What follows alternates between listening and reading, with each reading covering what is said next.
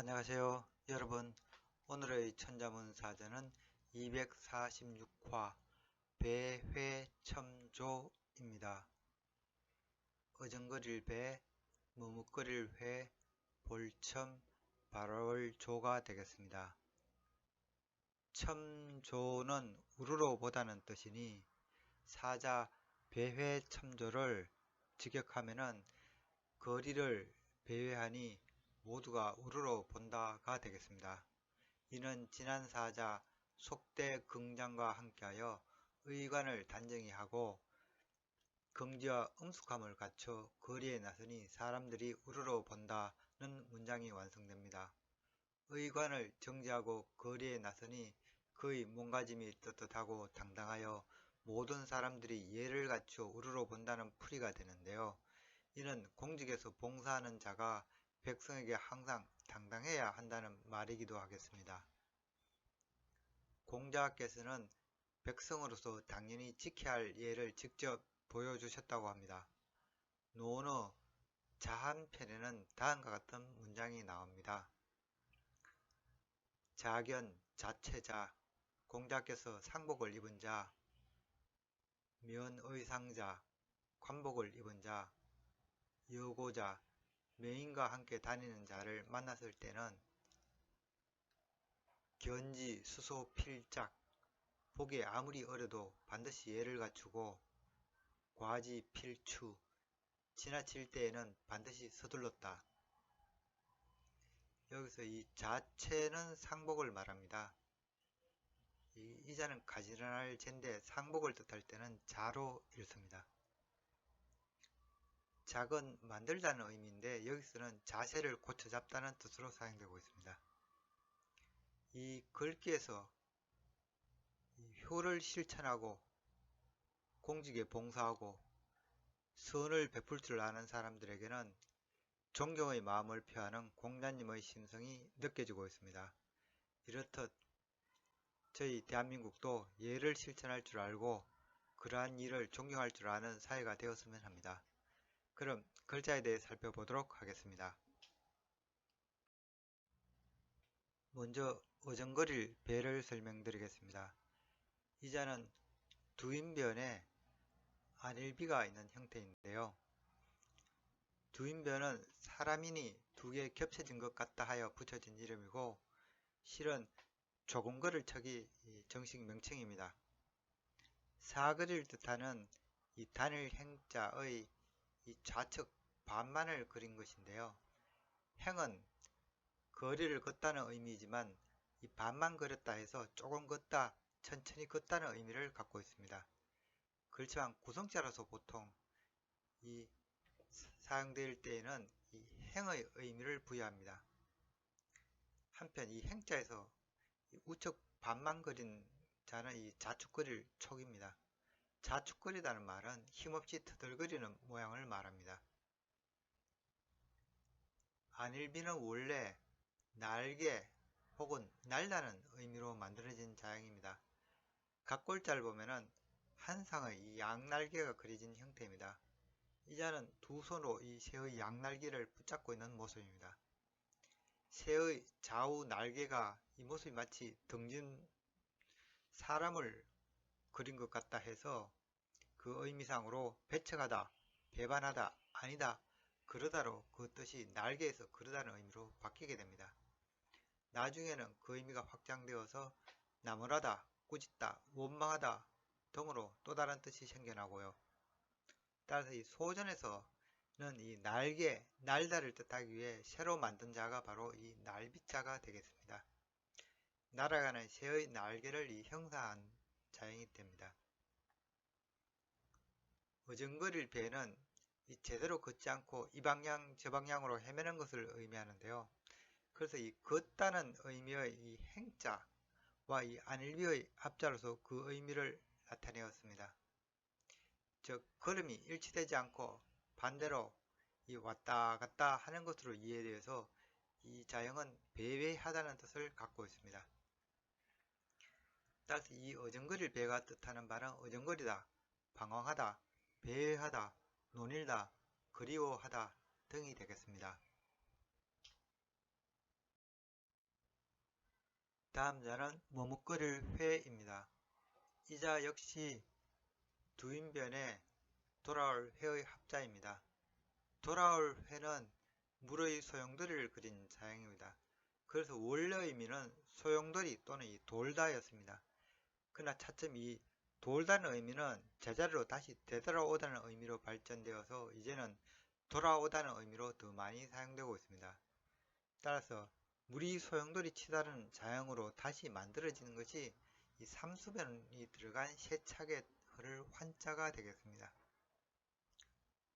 이 돌아올 회자 아래 이렇게 수평형이 양쪽으로 있는 것이 뻗칠경이 되겠습니다. 이 자는 이 나무 껍질이나 죽간을 돌돌 마른 형태를 그린 것입니다. 고대 죽간은 왕의 조서나 선포물을 의미했기 때문에 널리 알리다는 의미에서 뻗치다는 뜻을 갖고 있습니다. 이 뻗칠경을 구성자로 한 자로는 이 베풀선이 있습니다. 한번 설명이 있었는데요. 베풀선은 이 죽간을 보관한 서구를 그린 자형입니다. 그래서 그 의미가 베풀다, 선포하다가 되겠습니다. 머뭇거릴 회는 이 걷다는 의미의 이 행자와 빙빙 돌다는 이 회의 합으로서 어디로 가지 않고 주변을 이렇게 돌아다닌다는 뜻입니다. 그래서 그 의미가 머뭇거리다, 거닐다, 배회하다, 돌다 등이 되겠습니다. 다음 자는 볼첨자입니다. 이 자는 눈목자와 이를첨의 합자로 이루어져 있습니다. 눈목자는 눈을 그린 상형문자죠. 그래서 눈목자가 뜻하는 바는 눈, 눈빛, 시각, 견해, 거물구멍, 보다, 목록, 항목 등의 뜻을 갖고 있습니다. 이를첨은 이 도달하다, 이르다, 말이 많다, 넉넉하다 등의 다양한 뜻을 가진 자형입니다. 이 자형은 우르르볼 첨과 그 아래에 이 말씀원의 합자로 되어 있습니다. 그런데 이 처음 생겨난 이 전국시대 이를 첨을 보면은 이 우르르볼 첨과 그 아래에 가득할 복이 있는 합자였습니다. 이 가득할 복은 이 항아리에 물이 가득 담긴 것을 그린 자형입니다. 그래서 그 의미가 가득하다입니다. 또 이 복은 물이 흐르지 못하게 가두어져 있다는 뜻도 있어서 막다는 의미도 있습니다. 우르르볼첨은 원래는 불안정한 상태를 나타낸 자형이었다고 합니다.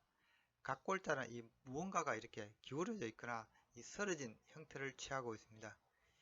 이후 자형은 이 높은 단 위에 이 일천천자가 있는 형태로 이 높이 뭔가를 이렇게 잔뜩 쌓아놓은 모습을 그리고 있습니다. 그리고 이 소전자형은 이 기석음과 그 위에 사람인이 올라가 있는 조합입니다. 이 높은 기석에 이렇게 위태롭게 사람이 올라가 있는 형태가 되겠습니다. 그래서 이 자형의 처음 의미는 위태롭다였습니다. 그러나 차츰 이 높이 올려다 보다는 의미로 사용하게 됩니다. 그래서 오늘날 자형은 우르르 보다는 의미로 주로 사용되고 있으며 또는 이 높은 곳에 걸쳐진 석가래를 뜻하기도 합니다. 대신 소전에서는 위태롭다는 의미로 새로 나타낸 자형이 이 무릎 꿇은 사람을 뜻하는 병부절이 아래 추가된 이 위태할 위가 되겠습니다. 이 자형은 이 높은 기석에서 사람이 이 아래로 떨어진 것을 표현한 것이라고 합니다. 참고로 여기 또 일천천은 사람의 수를 헤아리는 자형입니다. 각골자에서 이 사람의 다리에 이렇게 수평형을 그어서 사람들이 쭉 연속되어 있는 것을 의미하여 일천이라는 수를 표시했습니다. 이 자형에서 이 수평역이 2개면 2천, 3개면 3천으로 표시되었습니다. 이를 처음은 원래 의미는 넉넉하다, 많다였습니다. 이 전국시대 초기 자형을 보면은 이 우르르볼첨과 가득할 복의 합자입니다. 가득 높이 쌓은 단위에 이 많다는 이 일천천이 있으니 대단히 많이 쌓아놓은 모습입니다. 또한 너무 많이 쌓여서 무너질까 두렵다 뜻도 있는데 많다는 뜻인 경우에는 주로 담으로 읽습니다. 또 자형은 다르게도 해석이 되는데요.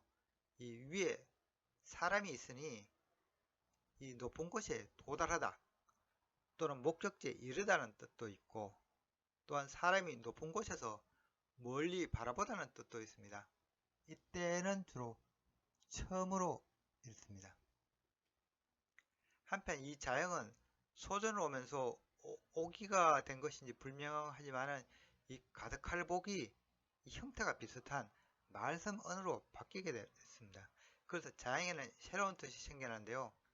많다는 의미와 이 말씀 언어의 조합이니 말이 많다는 뜻이 생겨났습니다. 그래서 이 처음이 의미하는 바는 이 이르다, 도달하다, 또는 이 바라보다, 쳐다보다, 말이 많다, 이 수다스럽다 등이 되겠습니다.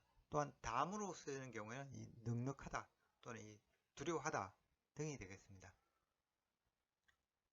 이를 첨 자체도 원래 이 높은 지대에서 이 멀리 바라다보다는 그런 의미가 있었지만 자형이 주로 어디에 도달하다, 이르다, 수다스럽다, 넉넉하다 등 다른 의미로 널리 사용되므로 이 바라보다는 의미를 따로 나타내기 위해서 변에 이렇게 눈목자를 추가한 것이 바로 볼첨자가 되겠습니다. 볼첨자가 뜻하는 바는 보다, 쳐다보다, 바라보다, 살피다, 우러러보다 등이 되겠습니다.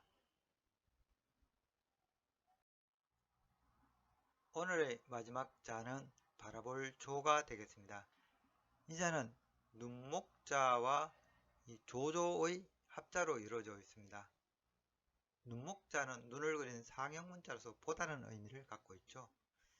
조조는 매우 큰 숫자를 의미하는 자형이지만 원래 의미는 바라보다 또는 이 피하다 였습니다. 각골자형을 보면은 이 물줄기 사이로 두 사람이 등을 돌리고 있습니다. 이는 서로 회피하는 모습입니다. 건문에서는 이 사람 대신에 이렇게 발짓자가 있어서 이 두 사람이 서로 다가서고 싶어도 이 강이 가로막고 있는 형태입니다. 이는 강을 사이에 두고 이 바라보고 있는 두 사람을 의미하기도 합니다. 자형은 먼 훗날 이 두 사람이 만나게 되리라는 또 예상을 갖게 하는데요. 그래서 자형은 무수히 오랜 세월의 의미도 있으며 미래에 대한 예측의 의미도 생겨나게 됩니다. 따라서 이 자형에 예측의 의미가 생겨나게 되므로 소전자형은 금이 갈라진 이 각골의 모습으로 따듬어졌는데요. 각골로 미래를 예측하는 것을 확실히 하기 위해서 이 자형의 이 방에 이 점을 치다는 것을 의미하는 이 전복자가 이렇게 들어가 있기도 합니다. 하지만 이 소전에서 보였던 이 전복자는 후대로 오면서 사라졌습니다. 오늘날 이 자형은 예서에서 이렇게 따듬어진 형태가 되겠습니다. 고대 상나라에서는 미래를 예측하는 이 대표적인 방법으로는 이 각골점을 사용하였습니다. 이는 거북의 이 각골에 여러 경우의 이 운수를 적어 놓은 후에 이 각골의 안쪽 지점에다가 이 불에 달군 봉으로 이 안쪽을 찢어서 이 각골 이 외부에 이 생기는 이 균열, 그리고 이 균열이 지시하는 이 각 해당 운수로서 이 미래를 풀이하였습니다. 따라서 이 각골에서 이렇게 생긴 균열을 그린 자형이 바로 이 전복자가 되겠습니다. 이 전복자는 점, 운수, 정계 등의 뜻을 갖고 있습니다. 이와 비슷한 자로는 이 점칠점자가 있죠. 이 자는 전복자 아래 이 입구자가 있는 형태인데요. 이 각골의 균열을 보고서 말로서 풀이한다는 의미입니다. 그래서 이 점칠점이 뜻하는 바는 점을 치다, 희알이다, 구술하다는 뜻을 갖고 있습니다. 결론적으로 이 조조자는 이 오랜 세월의 의미가 있어서 오늘날에는 큰 수인 조로를 나타내고 있습니다. 그리고 언젠가는 이 만날 것을 기대하는 이 미래를 예상하여서 젊게 점치다는 뜻을 갖게 된 것으로 보입니다. 그리고 자형에는 이 원래 의미 서로 피해 달아나다는 그런 의미도 있습니다. 오늘날 이 조조가 뜻하는 바는 조, 억만배, 정계, 징조, 빌미, 비롯하다, 점치다, 피하다, 달아나다 등이 되겠습니다. 그런데 조조자는 원래 이 강을 이렇게 사이에 두고 서로 바라보다는 뜻도 있었습니다. 그러나 자양이 주로 엄청나게 큰 수 또는 정교의 의미로 주로 사용되게 되면서 이 변에 눈목자를 넣어서 이 바라보다는 뜻을 다시 나타낸 것이 이 바라볼 조가 되겠습니다. 그래서 이 바라볼 조가 뜻하는 말은 이 바라보다, 배다, 아련하다, 회견하다, 살피다 등이 되겠습니다. 한편 이 바라볼 조자와 이 조조자를 보면은 이 견우와 직녀설화를 많이 떠올리게 합니다. 견우와 직녀설화는 동북아시아의 아주 오래된 설화입니다. 이 그림은 고구려 덕흥리 고분의 이 무덤 벽화에 나타낸 이 견우와 직녀 벽화가 되겠습니다.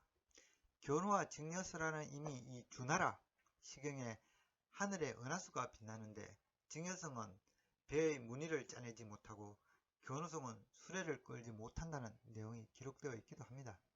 그만큼 오래된 설화가 이 견우 직녀 설화가 되겠습니다.